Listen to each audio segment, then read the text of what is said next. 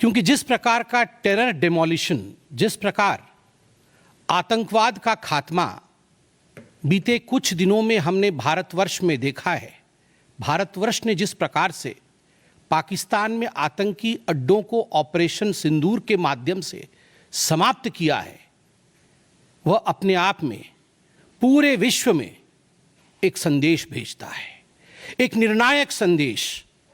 आतंकवाद के खिलाफ लड़ाई के विरोध, आतंकवाद के खिलाफ एक निर्णायक संदेश।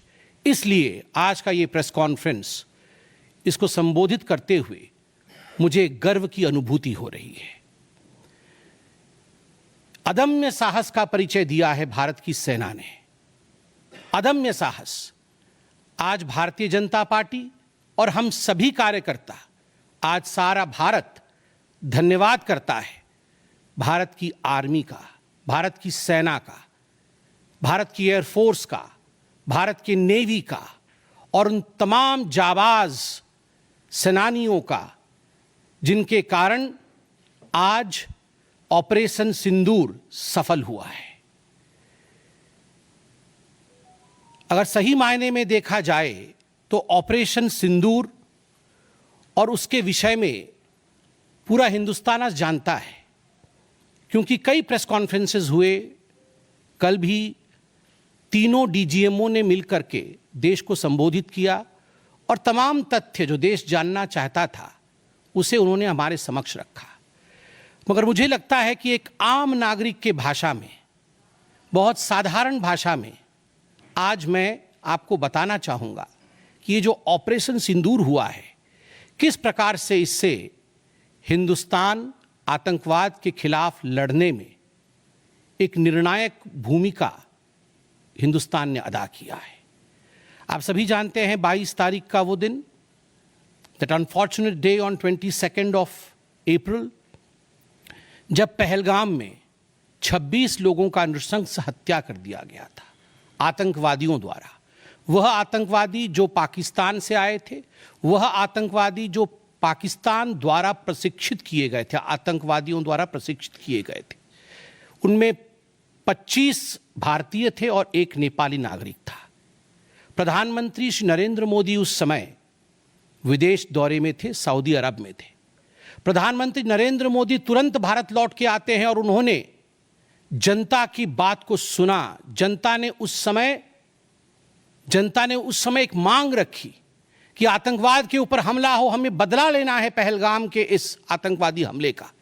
प्रधानमंत्री ने बिहार की भूमि से ऐलान किया और ये वादा किया कि मैं वादा करता हूं कि जो आपकी इच्छा है कि आतंकवाद के खिलाफ हमला होगा, हम पहलगाम के इस आतंकवादी हमले का बदला लेंगे।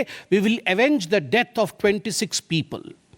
प्रधानमंत्री ने कहा यह जो बदला होगा यह आतंकवादियों के कल्पना से बाहर का बदला होगा, और जो बदला हुआ वो आतंकवादियों के कल्पना के बाहर का बदला था।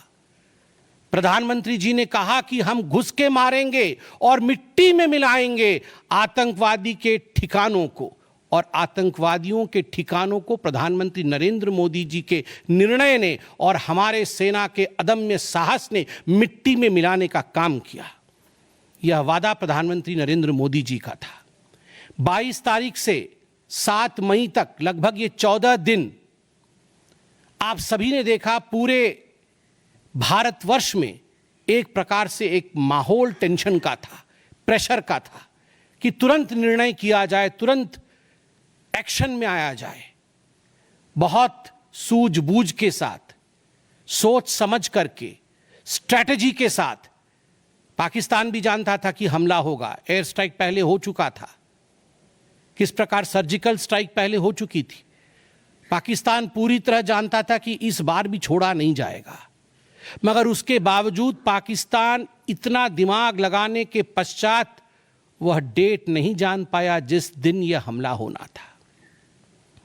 22 तारीख से 7 तारीख के बीच में कुछ नॉन मिलिट्री एक्शंस जिन्होंने पाकिस्तान को कमजोर किया, वह प्रधानमंत्री नरेंद्र मोदी जी ने और भारत की सरकार ने लिया। ये जो ऑपरेशन सिंदूर है, इसका एक मिलिट्री पोर्शन है तो एक नॉन मिलिट्री पोर्शन भी है। और नॉन मिलिट्री पोर्शन में सबसे बड़ी बात इंडस वाटर ट्रीटी, जो सिंधु नदी समझौता 1960 का था, उसे स्थगित किया गया, अबेयंस में रखा गया। आप सभी जानते हैं लगभग 90% पाकिस्तान जो है इसी पानी पर निर्भर करता है। लगभग 80% उनका जो कृषि है इस पानी पर निर्भर करता है। इस पानी को यदि रोक दिया जाए तो पाकिस्तान की 1/4 जीडीपी गिर जाती है। इस पाकिस्तान को अगर इस पानी से वंचित रखा जाए तो पाकिस्तान के हालात वैसे होंगे कि उनकी जीडीपी लुढ़केगी, कृषि लुढ़केगा। केवल कृषि और जीडीपी नहीं, उनके पावर कट्स होंगे और इस प्रकार का माहौल पाकिस्तान में पैदा होगा कि पाकिस्तान एक फ्रजाइल स्टेट के रूप में, अभी भी फ्रजाइल है, और फ्रजाइल स्टेट के रूप में वो सामने आएगा। झेलम और चनाब अब संपूर्ण रूप से भारत सरकार के अधिकार में है, अधिकार क्षेत्र में है। और जिस प्रकार से यहां हम बांध बनाने की और रिवर को आगे बढ़ाने की बात कर रहे हैं, नए रिजर्वॉयर, इरिगेशन और हाइड्रो पावर से जम्मू कश्मीर, लद्दाख, पंजाब एवं हरियाणा, इन राज्यों को बहुत फायदा मिलने वाला है। ये कहा गया कि पानी और खून एक साथ नहीं बहेगा।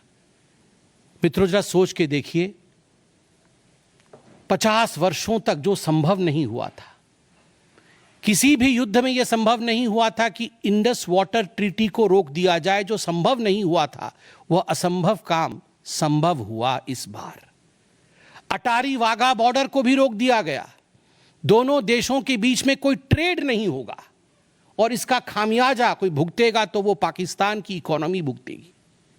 इसके साथ ही जिन लोगों के पास पाकिस्तान का वीजा था और वो हिंदुस्तान में, पाकिस्तान के नागरिक जो हिंदुस्तान के वीजा के साथ भारतवर्ष में रह रहे थे, उन सब को बाहर निकाला गया।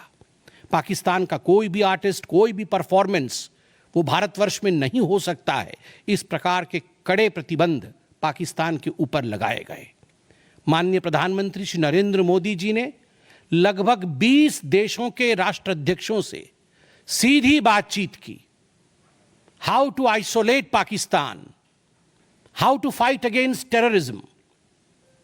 और सबसे बड़ी बात है, तमाम देशों ने भारत का समर्थन किया।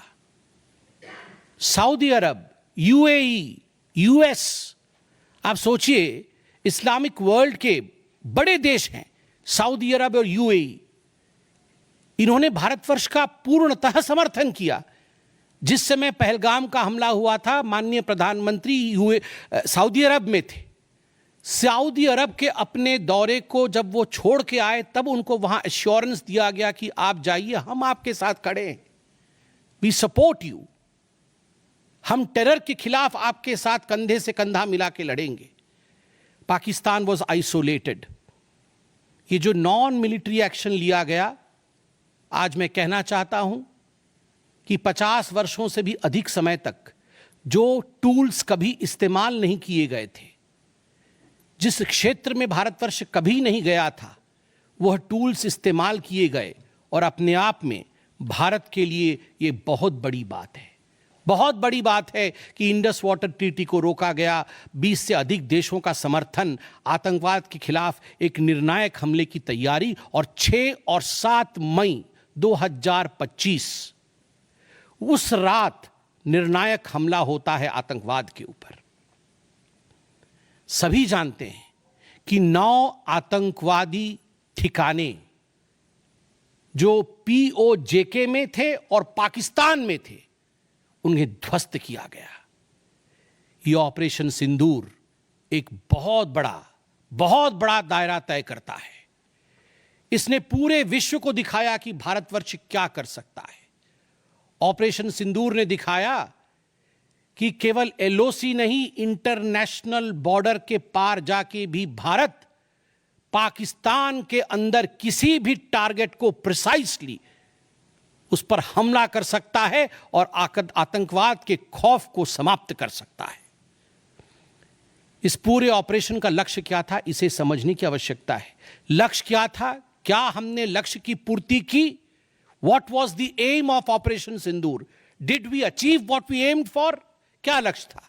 नंबर 1 लक्ष्य था आतंकवादी ठिकाने जो दूर दराज इलाके में हैं पाकिस्तान में, जहां आज तक कोई नहीं पहुंच पाया, जहां आज तक पाकिस्तान के आतंकवादियों को लगता था कि वो सुरक्षित हैं, वहां तक पहुंचना यह लक्ष्य था।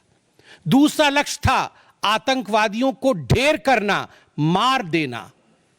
तीसरा लक्ष्य था इन टारगेटों को जमींदोज करना, उन्हें मिट्टी से मिला देना। चौथा लक्ष्य था इस पूरे काम को करते हुए कोई भी सिविलियन, उसके ऊपर किसी प्रकार से कोई इंजुरी नहीं होना। और अंतिम लक्ष्य था किसी प्रकार के मिलिट्री, जो पाकिस्तान का मिलिट्री या सैन्य बेस हो, उसके ऊपर हमला नहीं करना। अर्थात यह लड़ाई आतंकवाद के खिलाफ थी। यह लक्ष्य था ऑपरेशन सिंदूर का। This was a fight against terrorism and terrorists. क्या हम लक्ष्य को पा पाए? आप देखिए, जब यह हमला हुआ तो 9 ठिकाने ध्वस्त हुए, उनमें 5 POJK में थे, पाक ऑक्यूपाइड जम्मू कश्मीर में, और 4 पाकिस्तान में थे। सबसे बड़ी बात है, पहली बार पंजाब प्रोविंस, जो कि पाकिस्तान का एक बहुत स्ट्रेटेजिक लोकेशन है, पंजाब प्रोविंस उनका हृदय है पाकिस्तान का, उसके अंदर भारतवर्ष घुस करके आतंकवादियों का सफाया करता है। यह अपने आप में छोटी बात नहीं है। This is a big achievement as far as Operation Sindoor is concerned. लश्कर तैयबा, जैश-ए मोहम्मद, हिजबुल मुजाहिदीन, इनके ठिकाने ध्वस्त होते हैं। और मैं यहां वो नाम पढ़ना चाहूंगा।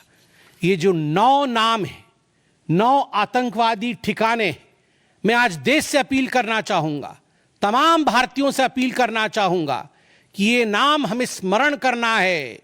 आने वाले 100 वर्षों तक हमें इन नामों को याद दिलाते रहना है, दोहराना है। जब भी आतंकवाद सर उठाए तो हमें यह चित्र दिखाने हैं कि तुम्हारा क्या हश्र किया था ऑपरेशन सिंदूर ने, भारत की सेना ने, भारत की राजनीतिक इच्छा शक्ति ने और भारतीयों ने। इसलिए मैं नाम पढ़ना चाहूंगा। सवाई नाला कैंप मुजफ्फराबाद, जो POJK में है, 30 किलोमीटर दूर है LOC से, उसे ठिकाना लगाया गया। लश्कर तैयबा का ट्रेनिंग सेंटर था। 20 अक्टूबर 2024 सोनमर्ग में और 24 अक्टूबर 2024 गुलमर्ग में जो आतंकी हमले हुए थे, उसमें यहां से आतंकवादी आए थे। और सबसे बड़ी बात, 22 अप्रैल 2025 को जो आतंकवादी आकर पहलगाम में हमारे नागरिकों को मार के गए थे, हमारी बहनों के माथे से जिन्होंने सिंदूर पोंछने का काम किया था, उनका प्रशिक्षण भी इसी केंद्र में हुआ था, सवाई नाला कैंप मुजफ्फराबाद। सैयदाना बिलाल कैंप मुजफ्फराबाद, ये जैसे मोहम्मद का ट्रेनिंग सेंटर था, ये दूसरा कैंप जो ध्वस्त हुआ। गुलपुर कैंप कोटली, ये LOC से 30 किलोमीटर दूर था, लश्कर तैयबा का बेस था। और 20 अप्रैल 2023 को पुंछ में, 9 जून 2024 को जो तीर्थयात्री को बस में हमला करके मारने का काम किया था आतंकवादी, यहां गुलपुर कैंप से आए थे जो कोटली में है, उसे ध्वस्त किया गया। बरनाला कैंप बिरगढ़, बरनाला कैंप जो 9 किलोमीटर दूर है LOC से, उसे समाप्त किया गया।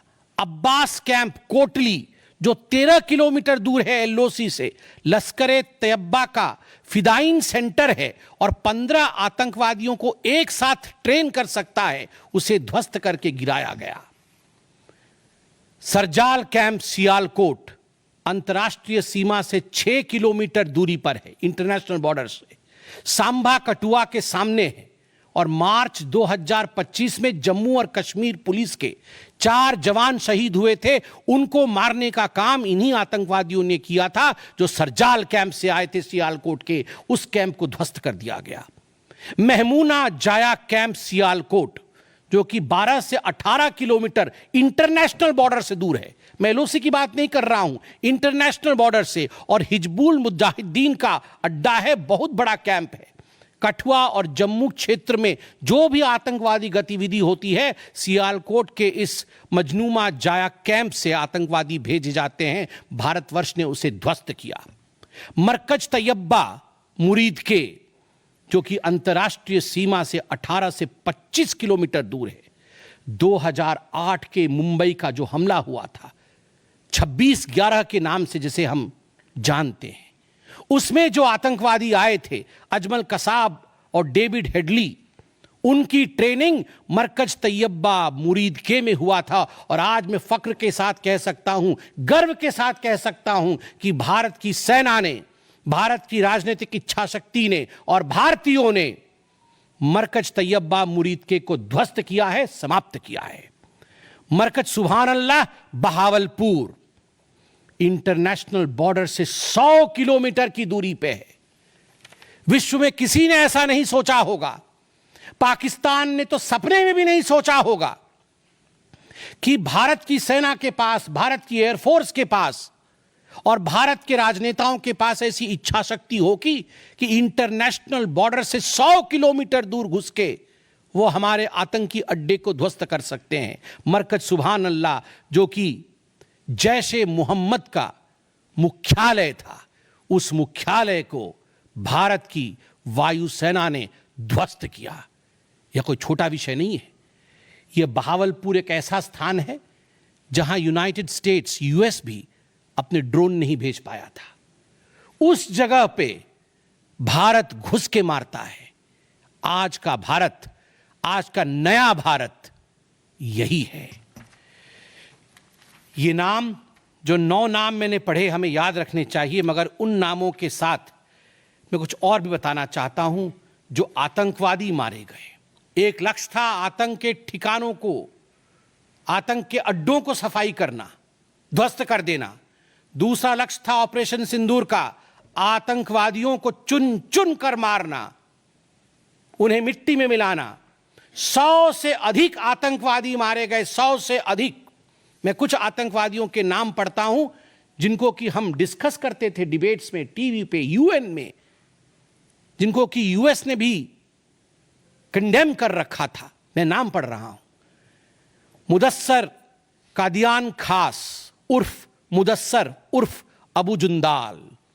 अबू जुंदाल नाम से हम जानते थे इस आतंकवादी को। और जो लश्कर तैयबा का आतंकवादी था, वो मरकज तैयबा का जो मुरीद के में है, उसका इंचार्ज था। जब वो मरा तो उसके गार्ड ऑफ ऑनर, उसका जो जनाजा निकला, उसमें पाकिस्तान के आर्मी के अधिकारी थे, पाकिस्तान आर्मी के चीफ थे, पंजाब सीएम मरियम नवाज भी उसमें रही। आप सोचिए, ये एक सरकारी जमीन पर हुई और तमाम बड़े लोग, सरकारी लोग पाकिस्तान के उसमें शामिल हुए, जिससे कि यह सिद्ध होता है कि terror and the sponsors of terror are hand in glove together. आतंकवादी और जो आतंकवादियों को बढ़ावा देने वाले, वो एक साथ काम करते हैं। दूसरा, हाफिज मोहम्मद जमील, ये जैशे मोहम्मद का आतंकवादी है। ये ब्रदर इन लॉ, साला था मौलाना मसूर अजहर का, और इंचार्ज था मरकज सुभान अल्लाह बहावलपुर का, वह भी मारा गया। तीसरा आतंकवादी मोहम्मद यूसुफ अजहर उर्फ उस्ताद जी उर्फ मोहम्मद सलीम उर्फ घोशी साहब, जैसे मोहम्मद का नामी आतंकवादी, और यह भी मौलाना मसूद अजहर से जुड़ा हुआ था और यह वेपन ट्रेनिंग देता था जैशे मोहम्मद का। और सबसे बड़ी बात, IC 184 के हाईजैकिंग में इसका हाथ था। IC 814 के हाईजैकिंग में इसका हाथ था, वह भी मारा जाता है। चौथा आतंकवादी खालिद उर्फ अबू अक्सका। खालिद ये लश्कर तैयबा का आतंकवादी था, फैसलाबाद में मारा गया और वहां उसका फ्यूनरल होता है। अब मैं ये तस्वीर दिखाना चाहूंगा, आप ये तस्वीर देखिए। ये तस्वीर कोई साधारण तस्वीर नहीं है, यह तस्वीर है उन आतंकवादियों का जिनका जनाजा निकला। और इस तस्वीर में मैं दिखाना चाहूंगा कि ये जो खड़ा है सामने व्यक्ति, इस व्यक्ति का नाम है, ये LET का कमांडर है, लश्कर तैयबा का कमांडर है अब्दुल रऊफ। अब्दुल रऊफ जो खुद एक स्पेशली डेजिग्नेटेड ग्लोबल टेररिस्ट, जिसको यूएस के ट्रेजरी बेंच ने डेजिग्नेट कर रखा है, अमेरिका के ट्रेजरी बेंच ने इसे आतंकवादी घोषित कर रखा है, वह सामने खड़ा है जनाजे में, और उसके पीछे जो